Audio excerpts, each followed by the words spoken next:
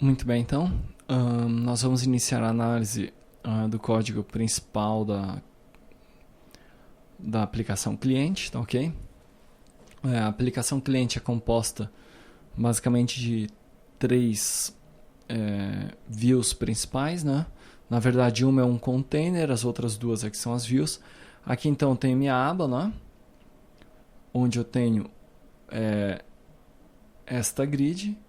E se eu resolver consultar, a gente abre então, modifica aqui o conteúdo da nossa aba.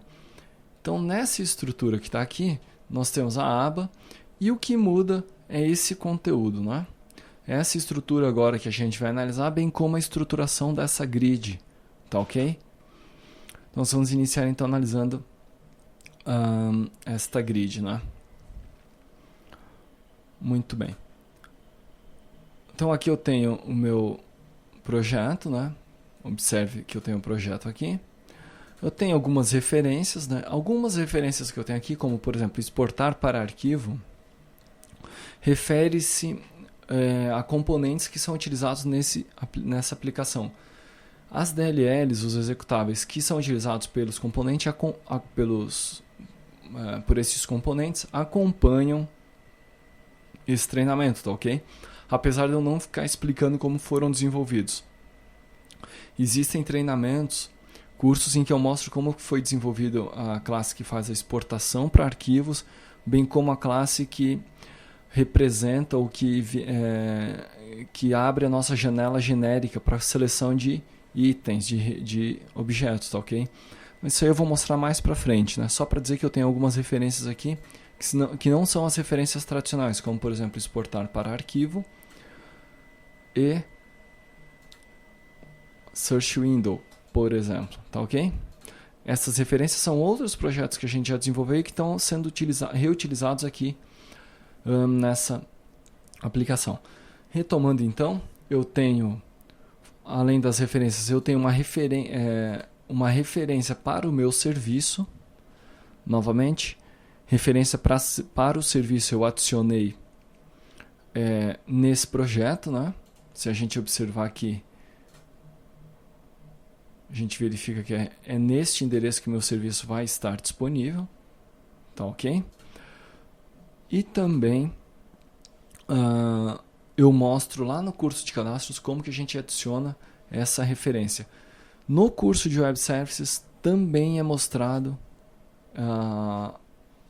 toda essa parte de uso de serviços disponibilizados pelo WCF, de modo que eu não vou ficar toda vez mostrando o mapeamento do serviço, tá ok? Além disso, nós temos aqui um pacote com imagens, que tem muito mais imagens do que as que eu usei na aplicação. Nós temos um pacote UD, onde eu tenho algumas classes que realizam operações de formatação e a conversão e assim por diante, tá ok? Nós temos o pacote View, onde aí sim eu vou ter a minha classe RP Client, que é a casca da aplicação. Se nós observarmos o RP Client, na verdade é essa casca externa. Aqui dentro, então, essa primeira aba é a minha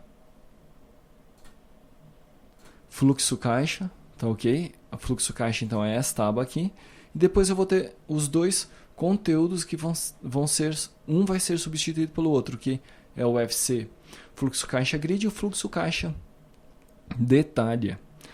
Ambas as views, né, estas duas views, na verdade a fluxo caixa não, também as três views utilizam a mesma view model como base. O RP Client utiliza esta view model e a fluxo caixa e as views do fluxo caixa utilizam esta view model aqui, tá ok? Muito bem. Quando a aplicação é executada, se nós observarmos,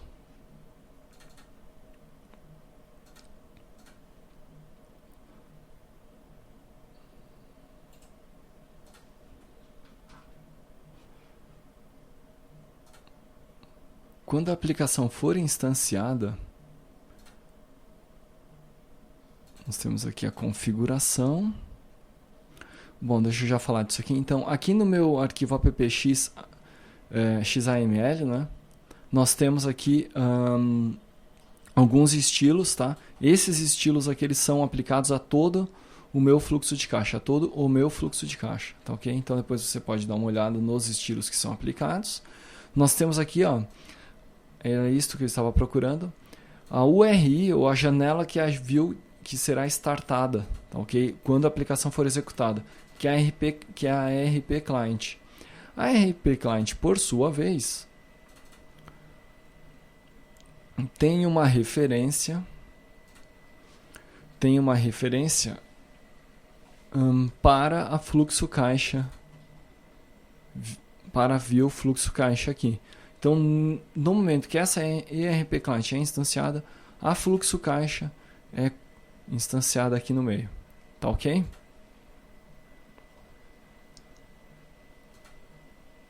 Muito bem. Aí a gente chega finalmente na fluxo caixa. Então, como é que é instanciada a aplicação? Está lá no meu app-config, instancia o ERP Client, que por sua vez seta ou instancia como um componente interno a view do fluxo caixa. A view fluxo caixa, na verdade, essa principal é uma estrutura, um tab control, né, que tem,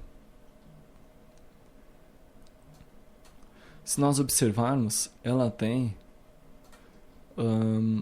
um content control unicamente, tá ok? Tem aqui a definição da aba, né, da imagem, dessa imagem e assim por diante do texto, mas o que importa mesmo é esse único content control, tá ok? Esse content control ele muda dinamicamente de acordo com o que estiver setado aqui nesta nesta propriedade, tá? Observe que inicialmente, né, então a minha view model foi instanciada, primeira coisa que ocorre é instanciar o meu content presenter, né, que é o elemento que tem um binding com este content control, aqui está, né, o binding, content presenter, eu instancio minha lista fluxo de caixa. Essa lista fluxo de caixa é a lista que vai alimentar minha grid e carrego a view grid, que é esta view aqui. Tá ok? Vamos dar uma olhada nesse método. Carrego a grid. Observe então o que eu faço. Atribuo null ao fluxo de caixa selected, depois nós vamos ver isso. Instancio a minha grid. Seto o data context como sendo esta view model, ou seja, essa minha grid, essa minha view vai utilizar como view model também esse mesmo objeto. E aí atribuo ao conteúdo do meu content presenter que tem um binding neste content control, atribuo essa minha grid. Na verdade aqui tem um erro, né? Porque o correto aqui é o seguinte, tem que estar aqui o FC grid. Pronto. Opa. Agora sim, FC grid. Tá ok? Então, aqui está, né? Atribuo o grid que eu instanciei aqui em cima, logo aqui. Muito bem. Na sequência,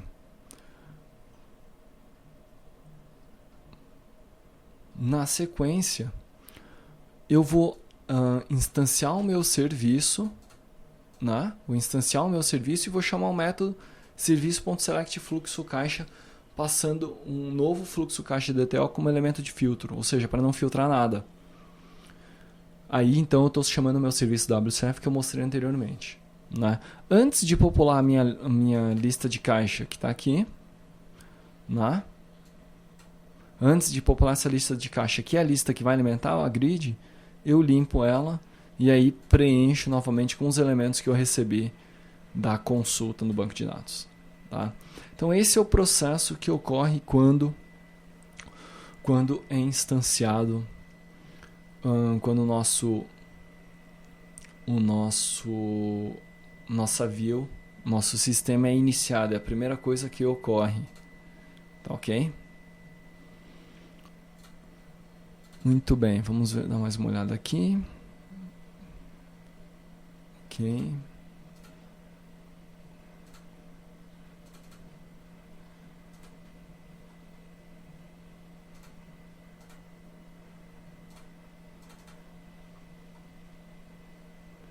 Muito bem, então a gente viu essas 3 views principais. Ok. A view, então, fluxo de caixa, bastante simples. A única coisa que ela tem, basicamente, grosso modo falando, é esse binding aqui. Obviamente que tem alguns elementos de layout, né, como esse dock panel, como, por exemplo, esse stack panel e etc. O tab control também. Mas o binding que tem é esse aqui. Na sequência, a gente já vê agora, então, a nossa grid. Observe que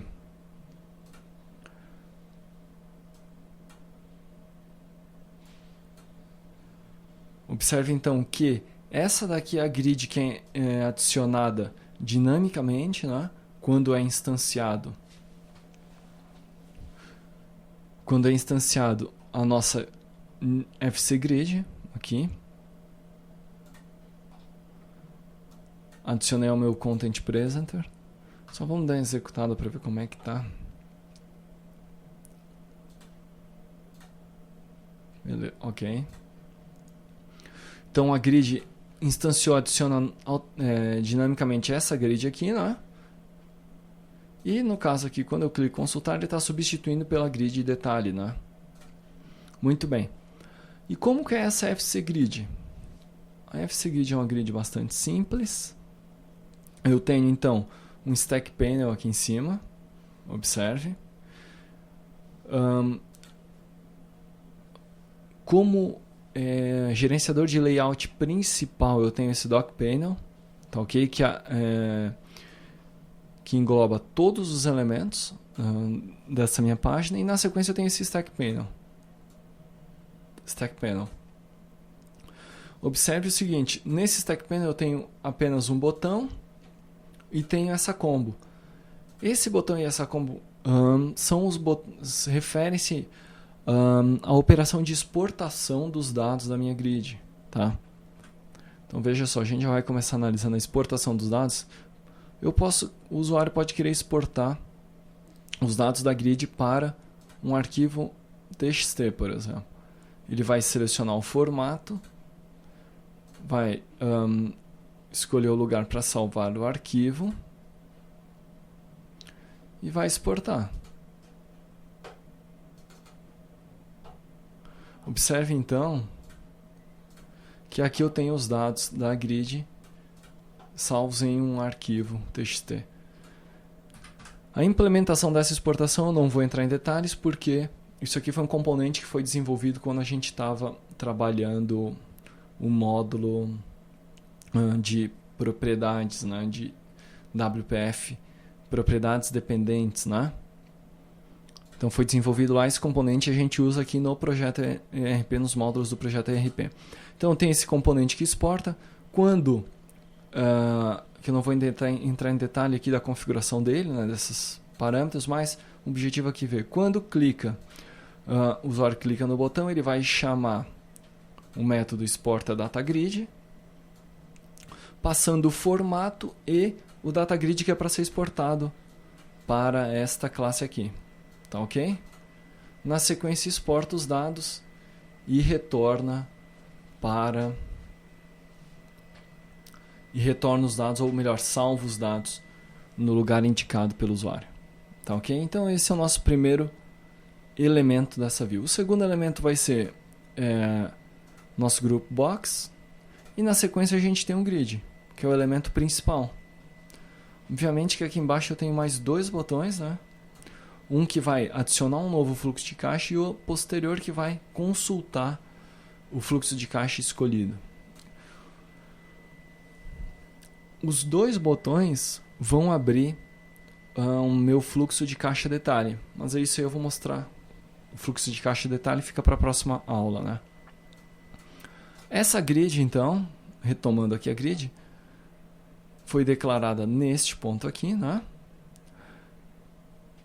E ela tem alguns parâmetros, como por exemplo, não é para gerar colunas automaticamente, é apenas leitura, não pode ser adicionado linhas, nem excluído linhas.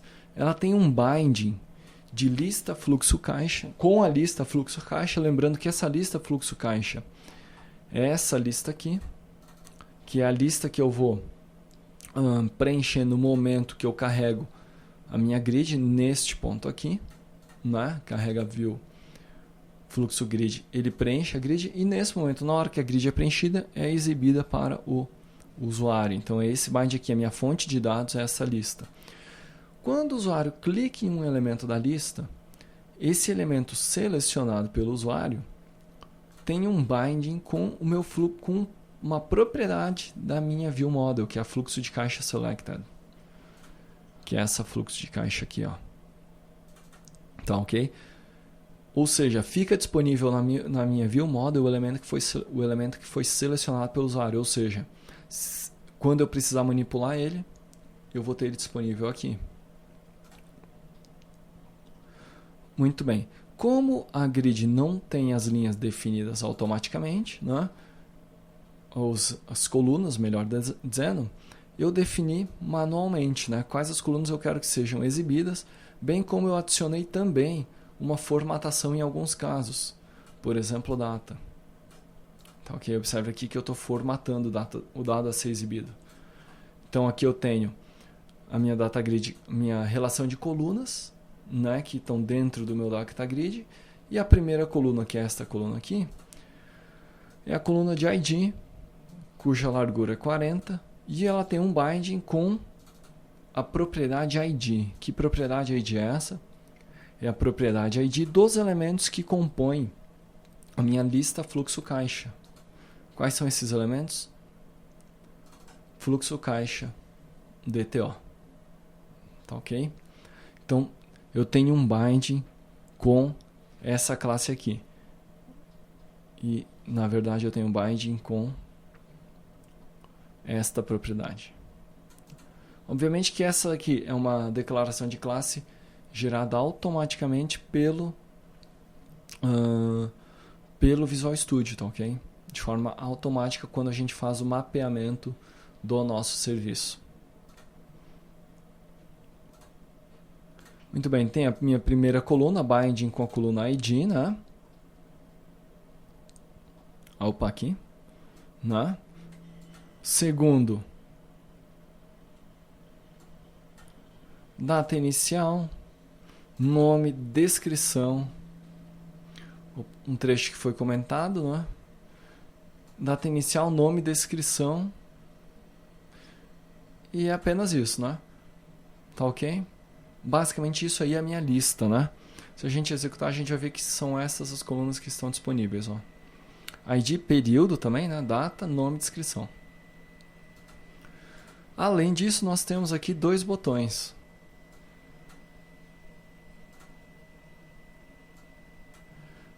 Esses dois botões, assim como estes dois componentes aqui de cima, também estão organizados dentro de um Stack Panel. Tá, ok? Eu tenho o botão novo e tenho o botão consultar fluxo detalhe. O botão novo, quando executado, quando clicado, ele dispara o evento, um evento, né?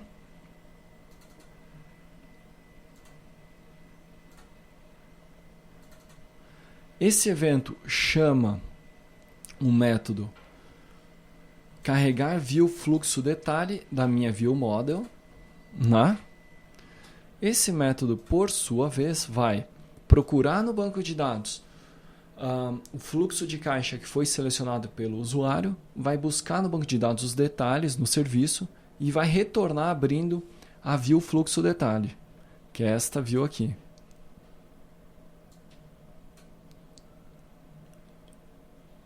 Tá, ok? Então veja só. Primeiro, verifica se foi selecionado algum fluxo de caixa. Na verdade, esse tratamento aqui é feito porque os dois botões, né? Vamos ver aqui, fcgrid, consultar.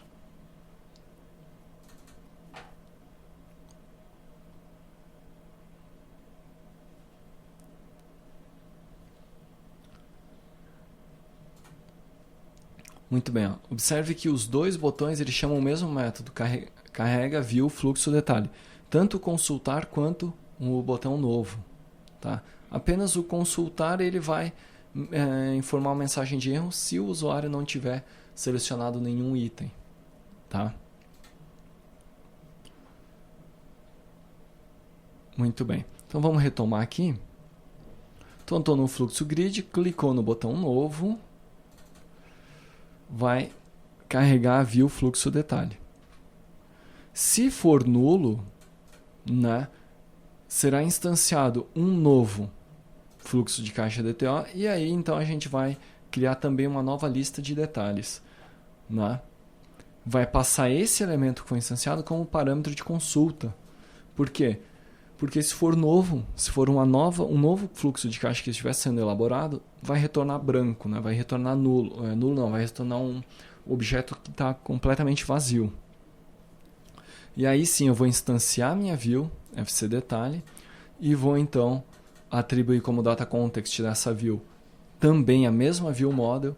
Vou notificar que houve uma modificação na minha fluxo caixa selected, e aí vou substituir o content presenter que está aqui na nossa fluxo caixa, né?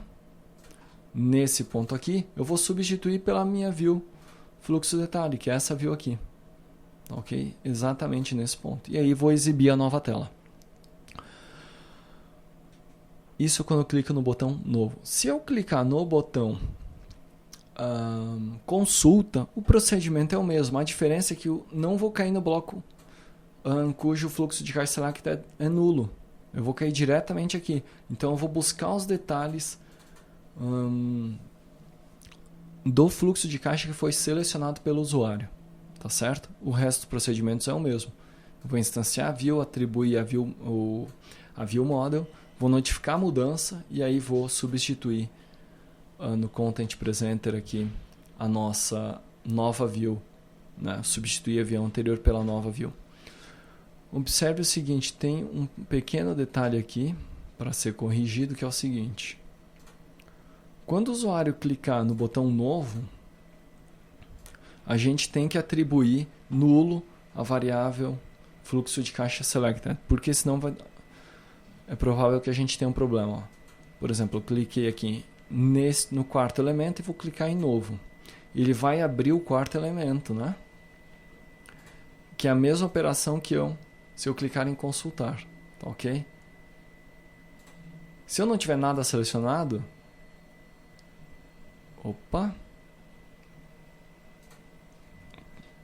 vamos lá, vamos executar de novo. Se eu não tiver nada selecionado, ele vai abrir a tela com os elementos vazios. No entanto, se eu tiver com algum elemento selecionado, ele não abre a janela para o novo, né? Isso está ocorrendo porque eu preciso atribuir, quando o usuário clicar em novo, eu atribuo automaticamente fluxo caixa selected igual a null. Tá ok? Para informar que não existe nenhum fluxo de caixa que foi selecionado. Clicar em novo, criou um novo. Selecionei. Muito bem. Vamos ver um novo. E aqui a gente está tendo um erro, né? Que tem algum objeto aqui que está nulo. Esse aqui não é. Vou voltar aqui. Já faz um debug rapidinho.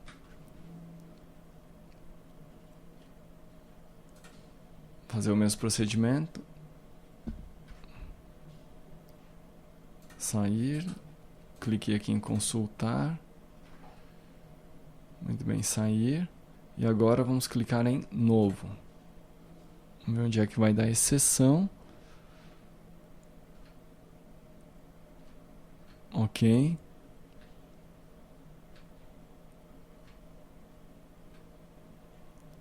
Na hora que ele notifica que a propriedade mudou, ele está dando erro porque está nulo, né? Não pode estar nulo. Então, posso fazer o seguinte. Na verdade, o problema é que eu estou instanciando aqui. e notificando aqui embaixo, né?